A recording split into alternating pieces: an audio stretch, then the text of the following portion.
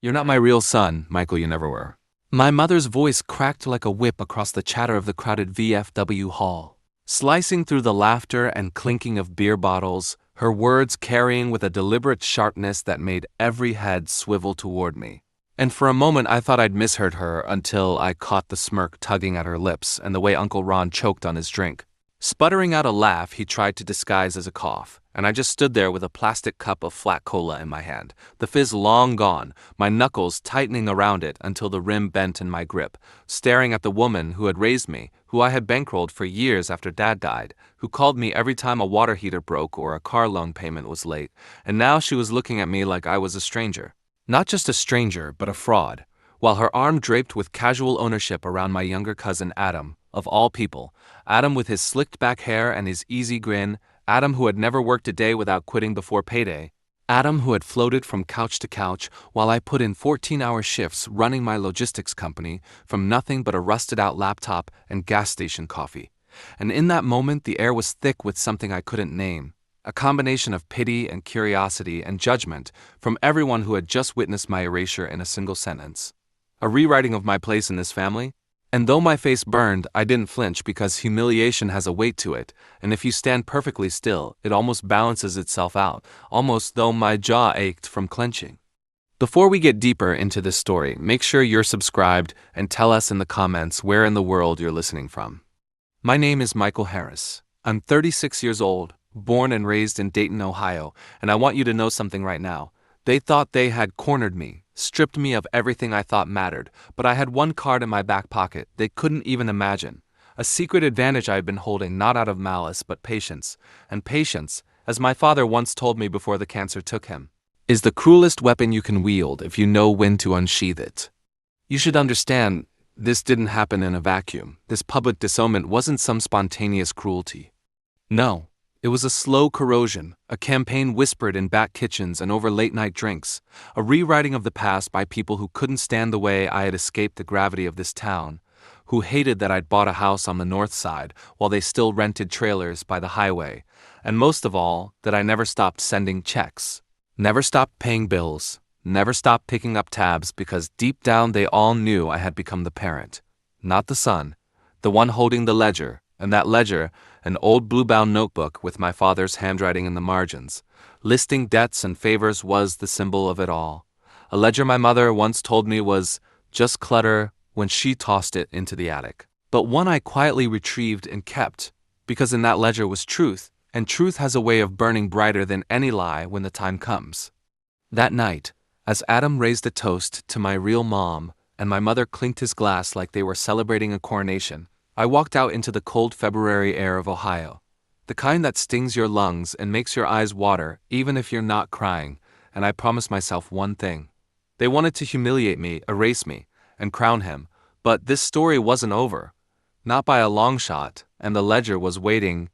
The thing about humiliation is it never stops at the room where it happened. It ripples outward, carried on whispers and smirks, until you feel it in the way the cashier at Kroger glances at you too long, or the way the mailman pauses as if he's about to say something but thinks better of it, and that's exactly what followed after that night in the VFW hall, because the story spread like brush fire through Dayton.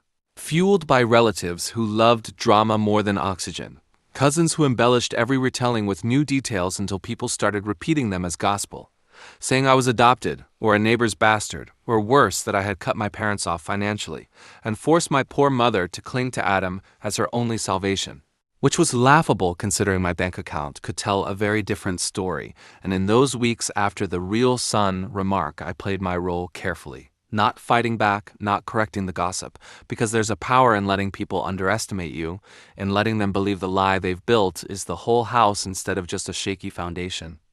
Adam leaned into it. Of course, suddenly he was strutting around in my father's old bomber jacket, the one Dad used to wear on Sunday drives, and he started calling my mother Mom in public, like he was auditioning for sainthood, while my mother paraded him at every potluck, introducing him as my boy, her smile sharp enough to cut, and they convinced themselves I had been exiled, replaced, erased. But here's the thing, I knew Adam better than they did. I knew his habits, his weaknesses, his tells.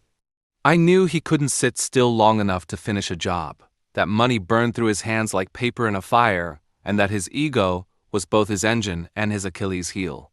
And while they built their little castle on sand, I was quietly moving pieces on a board they didn't even see, because I hadn't worked 14 years in logistics without learning how to build a network, how to time deliveries, how to make something show up exactly where it needed to be. I wasn't just sitting on that ledger for sentiment's sake. I had been digitizing every page for years, cross-referencing notes, debts, IOUs, all of it woven into a quiet tapestry of leverage that no one but me knew existed. And while they thought they'd cut me loose, I was already threading their downfall. The first test came sooner than I expected. At the reading of my grandmother's will, where my mother, flushed with her newfound power, tried to push me out completely. I watched her eyes when the lawyer announced the estate modest, a farmhouse out by Route 35, some savings, a set of antique clocks worth more than most people realized, and I could see the hunger, the desperate gleam, because she wanted Adam to inherit it all. Wanted me erased in ink the way she had erased me in words. "Michael doesn't need it," she said sweetly, as though she were being generous. "He's already got his fancy house." And the lawyer shifted uncomfortably, because wills aren't written in emotion, they're written in documents, and my name was there as clear as day. Still, the battle lines were drawn, and Adam stood behind her with his practiced smirk, wearing one of my father's ties like a crown, and when the lawyer explained that everything was split evenly between us, my mother gasped like she'd been stabbed, though her eyes darted quickly to Adam, as if reassuring him that the throne was still his. That night, I drove home through slush-slick streets, the taste of iron in my mouth from biting back words, but inside me, something hardened, because now I wasn't just the outcast, I was the obstacle, and obstacles in this family had a way of being pushed aside. I could feel the pressure tightening, the clock ticking, because they wouldn't stop until I was not just humiliated but stripped, and I had to be ready before they made their next move. The next move came like clockwork. Within 2 weeks, I got a call from a local bank manager I knew, an old high school buddy who'd climbed the ladder, telling me that Adam had been trying to secure a loan against the farmhouse, spinning a story about family agreement and consolidating assets. And though the bank wouldn't move without my signature, the audacity of it told me everything I needed to know. They weren't going to wait for wills and lawyers and paperwork. They were going to maneuver, manipulate, and cheat their way into control. And sure enough, when I confronted my mother about it, she didn't deny it. Instead, she said in that brittle voice she always used when she was lying, "It's for the family, Michael, you don't understand. Adam will take care of things." And I laughed, a short, sharp laugh that made her flinch, because I realized then that she wasn't just blinded by favoritism, she was complicit. Maybe even the architect, willing to gamble the house, the money, the legacy, everything, just to cut me out. They thought they were tightening the noose around me, but what they didn't know was that I had already begun weaving a rope of my own, one that would not only pull me free, but snap back around their throats. Back then, even I didn't realize the one detail they overlooked would be their undoing. The trick with traps is you can't spring them too early. You have to let your prey believe the path is theirs, that every step forward is a victory, until the ground beneath them is nothing but air. And that's exactly what I did as the weeks rolled into spring in Dayton, the thaw turning the streets to muddy rivers while Adam strutted through town like he already owned it. Like the farmhouse deed was already tucked in his back pocket, and my mother fed him the script at every turn, praising him in public, calling him her savior, while throwing side-eyed pity in my direction, and I played my part, showing up at Sunday dinners with a polite smile, offering no resistance, even letting Adam mock me openly. Because it's amazing how much rope people will give themselves if you stand there looking like you've already hung. My secret was already in motion, though they had no idea because years back, when I started digitizing that ledger, I also began cross-referencing it with county property records, small loans, favors turned into signatures, things my father had written down casually that, when pieced together, revealed a network of quiet obligations, some paid, many not, and among them were names that still carried weight. The lawyer handling Grandma's will, the realtor who appraised the farmhouse, even the man who sat on the board of the bank Adam tried to scam. My father, God rest him, was a quiet man, but he had believed in handshakes and notes jotted in margins, and those notes turned out to be a map of influence Adam couldn't see. The symbolic ledger wasn't just sentimental, it was leverage, and while Adam was rehearsing his coronation, I was feeding information to the right people at the right time, nudging them with reminders of debts long forgotten but never erased, and slowly the ground beneath him began to shift. The ticking clock came in the form of a family reunion my mother insisted on hosting in late May, one of those sprawling picnics at Triangle Park where everyone drags in coolers and fold-in chairs, where potato salad sweats under plastic wrap and beer cans pile up in grass, and she framed it as a celebration of new beginnings, though we all knew it was her stage to announce Adam as her chosen heir, to crown him in front of cousins and neighbors, to erase me with applause. I let her plan it, even offered to cover half the costs, which made her narrow her eyes in suspicion, but she took the money anyway. And I remember standing in the middle of that park, watching her string banners across the pavilion, hearing Adam joke with his buddies about running the farm like a king, and thinking how perfect it was, because the louder you shout your victory, the harder the silence that follows when it all collapses. In the weeks leading up, I kept my head down, but behind the scenes I tightened the threads of my own plan. I reached out to the bank again, not to block Adam's attempts this time, but to let them play out under quiet observation. And sure enough, he tried to forge my signature on a secondary loan document, sloppy and rushed, leaving ink smears on the line that even a bored clerk would have noticed. I didn't stop him. Instead, I made sure a copy of that attempt found its way to the very same lawyer who was drafting final probate documents for Grandma's estate, and another copy to the county clerk, who owed my father a debt from 20 years back when Dad bailed him out of a property mess. The walls weren't closing in yet, but they were built brick by brick, waiting. At the reunion itself, Adam strutted across the grass in my father's bomber jacket again, holding court with relatives who laughed too hard at his jokes, while my mother clapped her hands for attention and began a speech about family unity, her eyes darting toward me only to skim past like I was invisible. Then came the moment she introduced Adam as the one carrying our family forward, her voice thick with triumph, and I swear I heard a few cousins gasp, though most just clapped, and Adam basked in it like sunlight, arms raised, already living the fantasy. I stood by the grill flipping burgers, smiling politely, heart pounding not from anger but anticipation, because I knew what they didn't, that even as my mother spoke, even as Adam bowed to mock applause, the forged loan papers were already filed in the bank's fraud department. The lawyer had already begun inquiries into Adam's management of family property, and the county clerk was already reviewing signatures against public records, and then Adam, drunk on attention, made his mistake. He held up a beer and said loud enough for the whole pavilion to hear, "To new beginnings," and to my mother, who finally cut the dead weight loose, his eyes cutting straight at me, his grin wide and mean, and the laughter that followed was the sound of every knife twisting at once. I raised my spatula in mock salute, playing the fool they thought I was, but inside, the rope was tightening around their throats, and the countdown had already begun. Back then, I don't think even I realized how brutal the snapback was going to be. The unraveling came faster than even I expected, and the beauty of it was how they walked straight into their own noose, smiling all the while, convinced they were on the cusp of triumph, because a week after the reunion my mother called me with a voice dripping in smugness, saying the farmhouse had finally been settled, and that I needn't worry myself over paperwork anymore. Which told me she thought the forged documents had gone through, that Adam had successfully maneuvered me out, and she couldn't resist gloating, couldn't resist rubbing my supposed irrelevance into my ear. But what she didn't know was that her every word was being recorded under the Fraud Division's investigation. And that same night, I received a quiet call from the bank manager friend, who told me the case had been escalated to law enforcement. That Adam was caught not only with a forged loan application, but also with falsified tax filings he tried to sneak through to prove ownership of the farmhouse.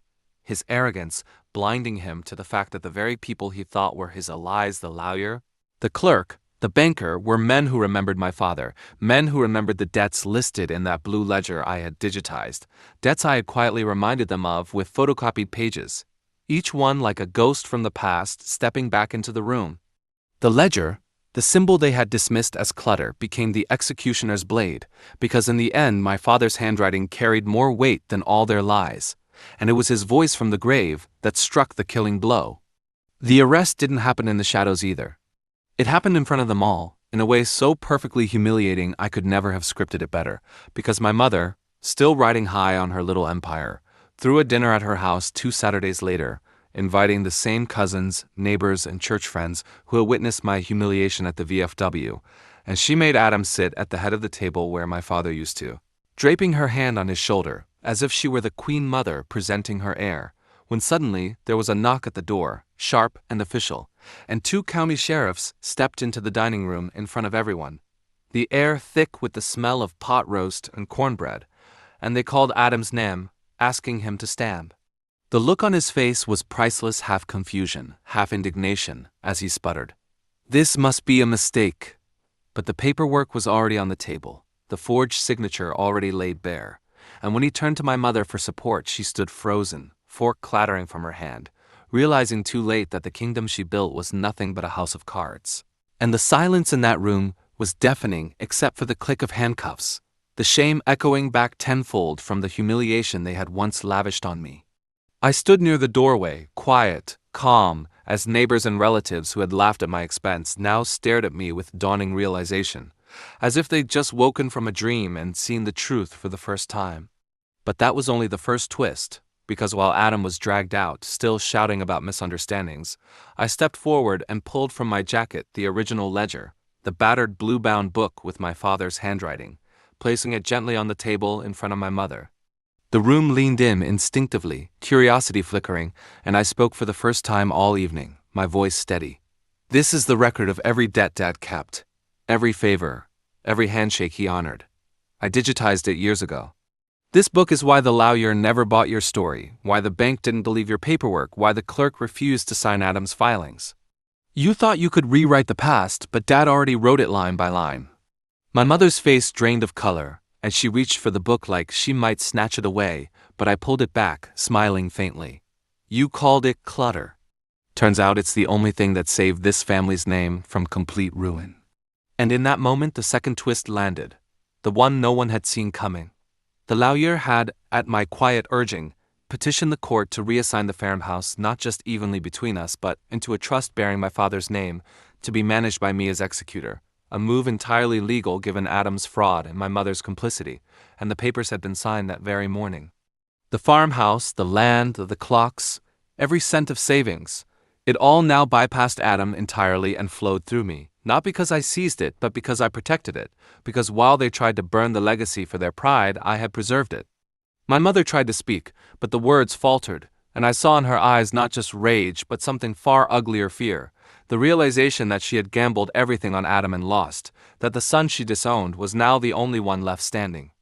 And though every fiber of me wanted to spit back every cruel word, every slight, every moment of humiliation, I didn't. I simply closed the ledger, tucked it under my arm, and said, "Dad always said patience was the cruelest weapon. I guess now you know what he meant." I left her there, surrounded by the silence of relatives who would never again look at her the same way, while outside the sirens still echoed faintly as Adam was driven away. And as I walked into the cool night air, I felt something shift inside me, not triumph, not vengeance, but freedom, the heavy chains of their approval, their manipulation, their lies, falling away. They had destroyed themselves with their own greed and cruelty. I had simply let the truth do its work. The ledger, once dismissed as clutter, had become the blade of justice, and as I drove home along the quiet stretch of Route 35, windows down, summer air rushing in, I knew this much. Sometimes revenge isn't fire or fury. It's patience, it's silence, it's the slow turn of the wheel until the ones who cast you out find themselves locked outside the very house they tried to steal. And for the first time in years, I didn't feel like an exile. I felt like my father's son. If you enjoyed this story, please give a thumbs up to the video and consider subscribing to the channel for more powerful true life stories.